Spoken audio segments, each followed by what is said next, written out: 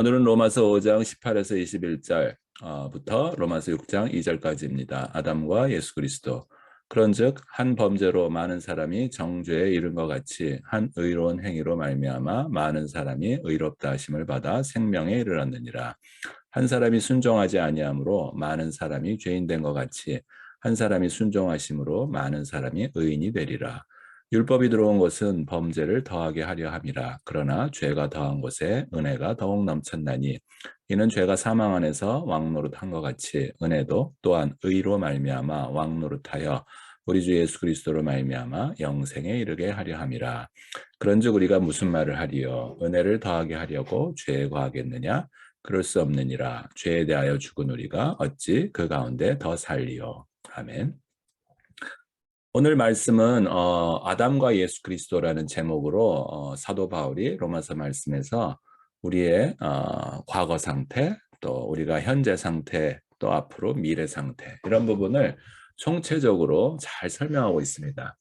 근데 우리는 보통 과거 또 현재 바뀌어진 모습보다는 과거에 많이 집착하는 모습을 보이고 앞으로 완벽하게 바꾸어질 미래에 대해서는 상상력이 좀 부족해서 그 미래에 대한 생각들을 조금 희석시켜서 하는 부분이 있어서 그 기쁨이 또 그거에 대한 생각들이 조금 갇혀서 지낼 때가 있어요. 성경은 하나님은 우리를 사랑하신다고 했고 그리고 우리와 함께 하려고 하는 또 놀라운 하나님의 러브레터예요. 그래서 오늘 나오는 모든 그 말씀들의 총합은 우리를 하나님의 은혜로 말미암아 그 은혜의 그 결정판은 예수 그리스도죠. 십자가에서 죽으시고 부활하신 예수 그리스도 때문에 우리를 하나님과 깊은 관계, 사랑의 관계, 영원한 관계에 이르게 하려 한다라는 그것을 우리는 보통 영생이라는 단어로 합니다. 우리가 알고 있는 그냥 오래 산다 이런 개념으로 생각하시면 안 되고요. 그건 너무 좀 좁은 소견이고요.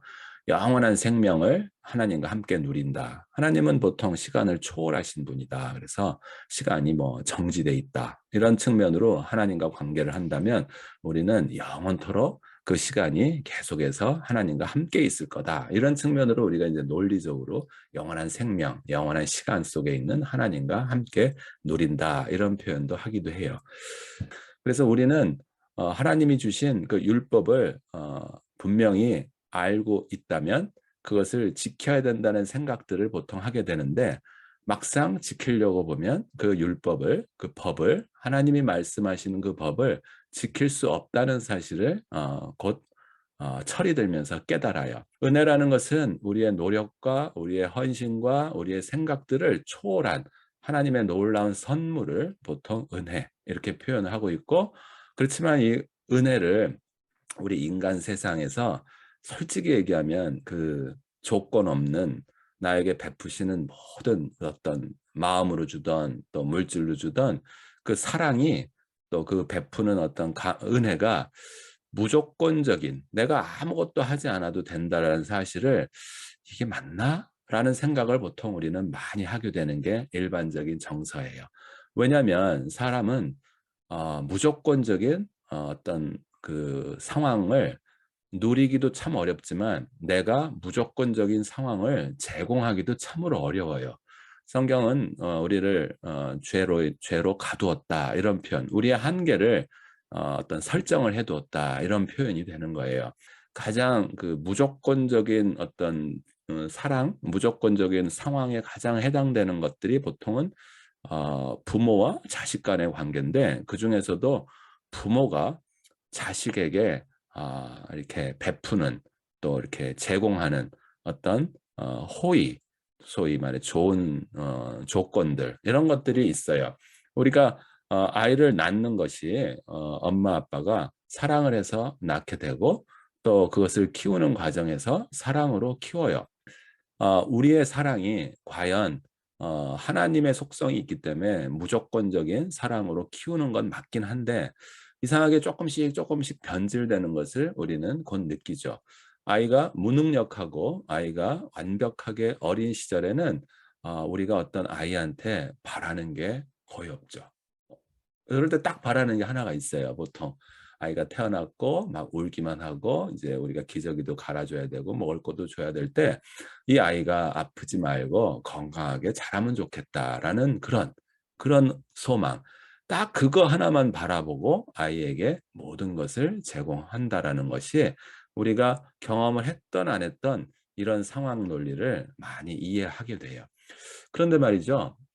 이런 이런 정도로 우리가 무조건적인 상대의 어떤 상황에 어떤 국한되지 않고 그 상대가 어떤 리스폰스를 나에게 하든 안 하든 관계없이 이렇게 베푸는 것을 우리가 보통 은혜라 이렇게 표현하는데 그럴 때 우리는 또 아이를 통해서 기쁨을 얻죠. 어떻게 기쁨을 얻냐면 그 아이가 웃죠. 또 그 아이가 반응을 해요. 그런 것들이 어떻게 보면 조건적인 거라고 우리가 조건적인 것을 바라고 한 건 아니지만 자연스러운 어떤 표현으로 왔을 때 우리는 우리가 여태까지 한 행동들, 그 마음들에 대한 어떤 감사, 기쁨, 그 상대방으로부터 얻어지는 그 반응에 대한 기쁨이 얻어져요. 그걸 우리가 인제 이렇게 많이 생각하는데 근데 희한하게 이게 인제 아이가 점점 커지고 공부도 할 나이가 되고 이제 어느 정도 성인이 될 무렵이 되게 되면 우리는 보통은 이제 이 아이들한테 여태까지 해준 것들을 많이 기억을 하고 이 아이가 내가 해준 것만큼은 올바른 수준으로 올바른 길로 걸어가기도 하고 또 나와의 관계도 '이 정도의 원만한 관계를 해 주면 참 좋겠다.'라는 생각도 하고 보통 아이들을 이제 바라봐요. 그렇지만 인생이 그렇게 호락호락하진 않죠. 우리가 그런 식으로 인제 생각하고 있는데 생각보다 어떤 시기가 되면 뭐 7살, 미운 7살이란 말도 있고요. 또 우리가 질풍노도의 시대라 하는 사춘기 시절이 돌아오게 됐을 때 이 아이의 어떤 말과 행동 이런 반응들에 의해서 우리가 굉장히 실망하는 경우도 있고 또 기뻐하는 경우도 있어요. 그럴 때 우리가 기뻐하는 경우는 우리가 쪼끔 덜 생각을 하는데 이렇게 내가 원하는 어떤 방향성이나 원하는 결과들이 나오지 않을 때 그 아이에게 처음에는 사랑의 말로 "이런 쪽이 좋아. 이렇게 했으면 좋겠다." 이런 말을 하지만 또 그런 것들이 원활하게 진행이 안 됐을 때 "여태까지 내가 너한테 얼마나 이렇게 많은 것들을 제공했는데 베풀었는데 고작 이 정도인가?"라는 측면에서 나 자신을 속으로 타박하기도 하고 그것이 또 바깥으로 표출돼서 아이에게 이렇게 표현을 막 하기도 해요. 그게 인제 결국은 내가 해준 사랑에 대한 어떤 값을 요구하는 거죠. 이게 인간의 한계라는 거예요. 하나님과 철저히 다른 것은 우리는 우리가 사랑을 베푼 존재로부터 직접적인 그 값을 우리가 하려고 하는 거고 그 요구한 값에 부응하지 못했을 때 우리는 갑자기 돌변해서 내가 여태까지 한 것에 대한 어떤 커다란 상실감도 있고 상대에 대한 어떤 비난도 충분히 있을 수 있어요. 그렇지만 하나님은 우리에게 모든 것을 다 제공함에도 불구하고 그 값을 소위 말해서 사랑에 대한 값을 우리에게 요구하지 않는다는 거예요. 실질적인 요구는 하나님 자신에게 약속대로 예수 그리스도의 몸으로 이 땅에 오시고 그 값을 사랑에 대한 값이라는 게 인제 율법에 대한 값이죠. 그 율법을 어긴 그 값을 예수 그리스도께 100% 전가시키고 그것의 값을 치르게 하시고 다시 부활시켜서 내가 모든 것을 베푼 것들이 단순하게 조건으로 조건적으로 너희들이 잘하면 이런 걸 해 주고 못하면 안 해 주고 이런 논리가 아닌 예수 그리스도께 온통 모든 것을 다 부과하시고 모든 것을 다 약속대로 다시 의로움을 다시 취하셨어요. 그래서 모든 사랑의 값을 예수 그리스도를 통해서 다 받고 계셔요. 그래서 우리에게 어떤 행위를 해라 말아라 하는 것들이 뭐라고 그럴까요? 우리를 위해서 하는 차원에서 하는 건 있지만 하나님이 베푸신 것을 '왜 얘네들이 안 들어줄까?' 하는 우리 인간 수준에서 조건적인 사랑을 하고 있다라는 사실은 아니라는 것을 우리는 잘 기억해야 될 필요가 있어요. 하나님은 온전히 이런 삼위일체 하나님의 놀라운 사랑을 깨닫고 우리가 이제는 더 이상 헛짓을 하지 아니하고 이 세상에서 기쁘게 감사하면서 행복하게 살아가기를 원하는 마음으로 우리에게 사랑을 베풀어 주신 거예요. 그런 생각을 우리가 한 상태에서 오늘의 말씀을 잘 좀 이해하시는 측면이 있으면 좋겠다 하는 생각이 있습니다. 그 말이 오늘 그런즉 한 범죄로 이런 말이 있어요. 한 범죄가 바로 창세기에서 아담이 선악과를 따먹은 그 범죄로 인해서 율법을 어긴 그 죄로 인해서 우리 모두가 그런 하나님의 위치에 올라서려고 하는 아주 탐심이 있다라는 거예요. 그래서 그 율법에 의해서 넌 죄인이야라고, 그것은 죄야라고 소위 죄가 정해졌다는 거예요. 확정됐다라는 거예요. 그래서 우리는 정죄감, 죄책감에 이미 이르렀어요. 그래서 이렇게 쭉 이르렀는데 이렇게밖에 살 수 없는 조금 답답한 인생인데 하나님께서 그 약속대로 다시 우리의 상태를 다시 온전하게 회복시켜 주기 위해서 바로 2000년 전에 예수 그리스도, 바로 그분이 하나님이시라는 걸 꼭 기억하셔야 돼요. 하나님께서 이 땅에 오셔서 우리의 죄를, 정죄를 자기가 값을 치러 주시고, 그리고 나서 3일 후에 부활하심을 통해서 하나님이 하신 모든 것이 옳다라는 것을 증명하신 이 행위가 예수 그리스도의 의로운 행위예요. 이것을 통해서 우리 모두가, 많은 사람이 예수 그리스도의 행위를 기억하고 믿는다면, 이것에 의지한다면 많은 사람, 모든 사람이 의롭다 하심을 받아서 생명에 이르게 된다, 이 말을 하는 거예요.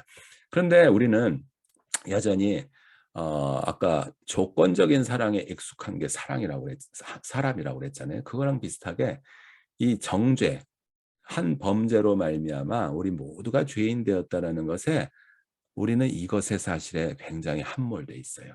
하나님이 해주신 예수 그리스도의 의로운 행위로, 십자가 죽음과 부활로 통해서 이것을 의지하는 모든 인생은 우리가 이제는 정죄함에서 벗어나서 이제 하나님께서 이미 의롭다 하신 그 예수님을 믿는 그 믿음 때문에 바로 우리가 생명에 이르렀다는 사실을 믿기가 생각보다 어려워요. 왜냐?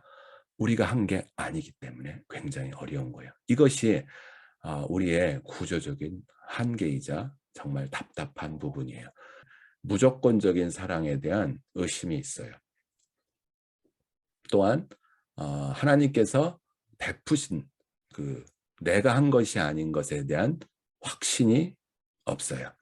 우리의 확신은 보통 어떻게 되냐면 내가 한 것에 대한 확신이 많아요. 하나님이 해주신 것에 대한 것을 믿으라고 그러면 갸우뚱하는 경우가 있어요. 이런 부분이 우리의 굉장히 한계인 부분이고, 또 우리는 의외로 조건적인 것을 좋아해요. 무조건적인 것은 정말 그런 게 있을까? 그런 거는 있지 않을 거야 라는 우리 내부에서 그동안 우리에게 어떤 더 씌워진 어떤 함정들에 의해서 그 부분에 대한 의심이 많아요. 그러나 이 부분을 하나님께서, 성령님께서 우리를 은혜로 역전시켜 주실 때 이게 무슨 말인지 알게 돼요. 이게 왜냐하면 인간 세상에서는 이 부분에 대한 것을 우리가 나 너무 그래, 난 은혜가 너무 좋아, 또 나는 무조건적인 사랑이 최고지, 이렇게 얘기하는 거예요.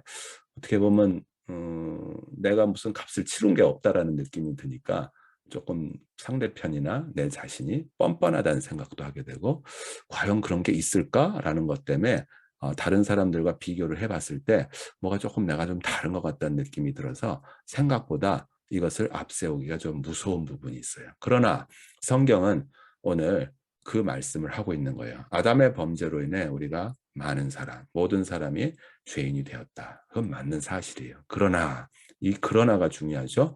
그러나 이것으로 인해서 스스로 고통받고 또 이것을 남한테 부과시켜서 또 정죄감을 줄 수밖에 없는 한 인간, 모든 인간이 불쌍한 상태, 한심한 상태, 답답한 상태에 처해지는 것을 하나님께서는 원하지 않기 때문에 예수 그리스도의 복음을 통해서, 십자가의 죽음과 부활을 통해서 우리의 모든 죄값을 하나님이자 하나님이신 예수님이 다 담당하심으로 인해서 우리를 정죄함, 죄책감에서 벗어나게 해주셔서 나 스스로가 하나님과 함께 할 수 있는 인생이라는 것을 깨닫게 해주시고 또 타인도 그러한 인생이라는 걸 깨닫게 됨으로 인해서 우리가 나 자신도 존중할 뿐만 아니라 타인도 존중하게 되는 이러한 화목한 관계로 이룰 수 있다는 사실을 하나님께서 알려주시고 있는 거예요. 오늘 그 말씀을 하시고 계셔요. 19절 한번 읽어볼게요. 한 사람이 순종하지 아니하므로 많은 사람이 죄인 된 것 같이. 맞는 말이죠.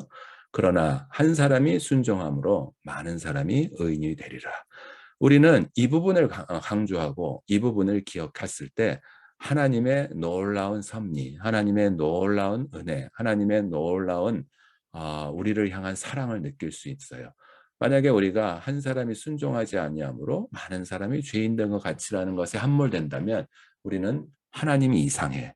왜 그런 걸 만들었을까? 하면서 우리는 하나님이 베풀어 주신 은혜도 무엇인지 찾을 수도 없는 불쌍한 죄인이죠. 단순한 죄인인 것까지는 괜찮은데 이제는 더 이상 소망이 없는 죄인을 불쌍한 죄인이라고 하잖아요. 그러나 우리는 초점을 소망에 둬야 되고 초점을 하나님께 둬야 돼요. 주 예수 그리스도를 바라보라. 이렇게 우리는 그 초점을 우리의 시선을 그래서 한 사람의 순종하심으로 많은 사람이 의인이 된 것을 우리는 기억해야 되고 이 부분을 감사해야 되고 그러면 이것을 이런 부분에 대한 것을 또 역설적으로 사도 바울이 표현한 거예요. 그러면 하나님이 왜 율법을 줬냐 이런 표현을 하면서 우리가 죄를 죄로 인정하게 그래서 범죄함을 했다라는 것을 깨닫게 하기 위함이다 하는 표현을 조금 더 시니컬하게 또 극적으로 표현한 말이 율법을 주신 것은 우리에게 법칙을 주신 것은 우리가 죄를 죄로 여길 수 있게 그것을 더하게 하려 한다. 이런 표현이 있어요. 그러면서 과연 이게 또 지금 무슨 논리인가? 아니 계속해서 법을 만들어서 나를 죄인으로 만들 것인가? 이것이 이제 일반적인 세상적에서의 율법이고 법칙인데 하나님은 그게 아니라 내가 죄인이구나. 내가 범죄했구나. 또 이런 사실들을 계속해서 깨달음으로 인해서 이 행위의 죄가 아니라 이 마음의 죄가 문제구나라는 것을 예민하게 깨달음으로 인해서 하나님이 베풀어 주신 그 은혜를 향해서 달려갈 수 있게 만든 것이 바로 율법의 놀라운 은혜라는 거예요. 그래서 그런 말을 조금 더 멋진 말로 죄가 더한 곳에 은혜가 더욱 넘쳤나니 우리가 죄가 내 안에 있다는 걸 더욱더 깨달을수록 아유 난 죄인이야 그래서 죽어버려야지. 글쎄요 이런 분들도 있겠지만 이런 사람들도 있겠지만 그거보다는 혹시 이게 살 수 있는 방법이 있다면 살고 싶어. 혹시 무죄 선고가 안 될까? 혹시 대통령 사면이라도 받으면 좋을 텐데 하는 생각을 정말로 우리가 자격이 없지만 할 수 있어요. 우리는 이렇게 석방을 요구하는 거 이런 거조차도 우리 스스로 어떻게 뻔뻔하게 이런 걸 요구하지? 이 자격이 없다. 이런 표현을 하면서 그래 난 마땅히 죽어야 될 죄인이야. 이렇게 생각하지만 그거조차도 하나님은 너무너무 뭐라고 그럴까요? 불편해하실 수 있다는 거예요. 왜냐하면 하나님은 우리를 놀라운 삼위일체 사랑으로 창조를 하시고 만들었어요. 우리는 존재 자체가 하나님의 형상으로 만들어진 고귀한 존재예요. 그래서 하나님은 우리가 죄인됨을 깨달을수록 내가 하나님의 은혜 안에서 이렇게 석방되는 하나님의 은혜 속에서 내가 이 죄의 모습을 탈피해서 하나님과 관계할 수 있는 그 법은 없나? 이런 것을 더 깨닫길 원해요. 마치 우리가 자녀를 키울 때 우리가 조금 잘못했다고 야단을 치잖아요. 그럴 때 주눅 들려 있어서 그 다음 날부터 관계를 안 하는 자식을 볼 때 여러분들은 그래 너 죄인인 깨달았구나. 참 너 잘하고 있다. 계속 그렇게 있어라. 이런 부모가 보통 정상이에요. 제가 내가 어저께 야단 쳤다고 제가 저렇게 주눅 들어있나? 내가 가서 빨리 그래서 어저께 풀어줬어야 되는데 야단 치고 나서 화해를 해줬어야 되는데 내가 그걸 못 해줬나 보다 하고 눈치가 조금 예민하신 분들은 그 부분에 대한 대화를 시도하고 그게 바로 부모님이 자식과의 관계에서 베풀어 주시는 은혜라고 생각해요. 이런 은혜가 우리 하나님의 형상으로 지은 나도 있는데 하나님은 더욱더 안타까운 마음으로 이 은혜가 베풀어 주시길 원해요. 이 은혜를 주시길 원해요. 그걸 우리가 사랑이라고 하고 하나님이 주시는 구원이라고 표현하죠. 그래서 죄가 더한 곳에 하나님의 놀라운 은혜를 더 많이 내가 느낄 수 있다, 그 뜻이에요. 하나님의 은혜는 똑같죠. 그 값은. 그렇지만 내가 느끼는 거, 내가 이렇게 자격이 없는 죄인인데 하나님이 나랑 계속 관계를 하시길 원하네. 내 죄를 다 잃어버린다고 했고 주홍 같은 죄를 다 씻어버린다고 했고 눈처럼 희게 하겠다고 하는 놀라운 하나님의 그 놀라운 은혜, 그것을 우리는 오직 예수 그리스도로 통해서 느낄 수 있어요. 예수 그리스도의 죽음을 통해서, 부활을 통해서 이 은혜를 더욱더 느낄 수 있어요. 그렇지만 이 은혜가 느껴지기 위해서는 역시 죄가 무엇인지, 하나님의 관계가 비틀어져 있는 상태가, 이게 죄구나, 이것을 깨닫지 않는다면 우리는 늘 행위의 죄, 그저 조금 미워하는 죄, 마음 중에서도 조금 이렇게 뭐 좀 시기하는 거, 이런 정도를 죄라고 생각해서 이 단순한 죄들을 고쳐나가려고 하는, 하나님이 그것도 원하시지만 그 수준을 갖고 과연 하나님과 진정한 관계를 할 수 있을까요? 왜냐? 못하냐면, 할 수 없냐면, 그걸 아무리 노력한들 더 이상 교정이 안 된다는 거고, 그것을 노력하면 노력할수록 더 미세한 죄들이 내 안에 있다는 걸 깨달을 수밖에 없다는 거예요. 그래서 우리는 하나님의 은혜밖에 없다라는 결론을 내리는 것이고, 그것이 하나님께 주권이 있다는 것을 자기가 표현하는 거나 똑같습니다. 그럼 21절, 이는 죄가 사망 안에서 왕노릇한 것 같이 이것에 함몰되면 안 된다는 뜻이에요. 예수 그리스도의 은혜로 이것이 우리를 올바르다, 우리를 괜찮은 사람이다라고 표현해주는, 그것이 우리를 주장하고 있어요. 그게 왕노릇하는 거죠. 우리 내부에서 그런 왕노릇하게 해주시는 그 법칙인 우리 예수 그리스도로 말미암아 하나님과 사랑의 관계를 누리는 영생, 사랑의 관계를 누리는 이것이 영생이라고 그랬죠. 이걸 깨닫는 그 영생에 이르게 하려 함이라. 이 부분을 꼭 기억하는 우리 모두가 되길 바랍니다. 6장 다시 한번 마무리하면서 마치겠습니다. 그런즉 우리가 무슨 말을 하리요? 은혜를 더하게 하려고 죄에 거하겠느냐? 그럴 수 없느니라. 죄에 대하여 죽은 우리가 어찌 그 가운데 더 살리요?